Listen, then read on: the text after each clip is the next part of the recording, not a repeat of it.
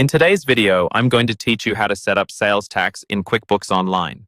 We'll walk through the full setup step by step so that when you start creating invoices and sales receipts, sales tax will calculate correctly and be ready for filing. First, let's turn on sales tax. In QuickBooks Online, move your mouse to the main navigation and look for the section where all your apps and tools are listed. From there, choose sales tax. If this is your very first time opening it, QuickBooks will usually show you an introductory screen.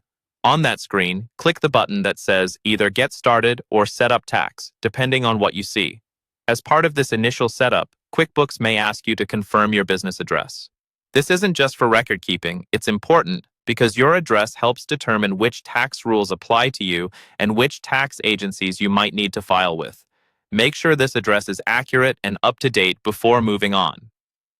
Next, you'll tell QuickBooks where you collect tax. QuickBooks will guide you through a simple workflow to add each state or province where you have a sales tax obligation, also known as a nexus. Take your time here and add each location where you're required to collect and remit sales tax. For each location, you'll be prompted to enter details like your filing frequency. This might be monthly, quarterly, or annually, depending on what your tax agency has assigned to you. You'll also enter the start date of your current tax period, which helps QuickBooks know when to begin tracking what you owe. There's an optional field for your business identification number as well. Once you've entered this information, QuickBooks automatically creates the appropriate tax agencies and common tax codes for that location, which saves you a lot of manual setup. Finally, review your products, services, and customers to make sure sales tax is applied correctly.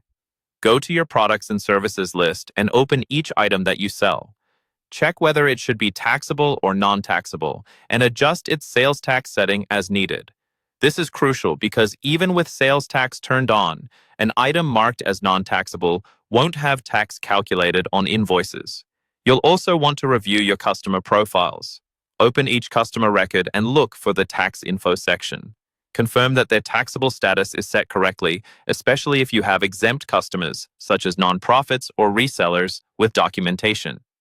Once you've completed these steps, your basic sales tax setup in QuickBooks Online is ready to go.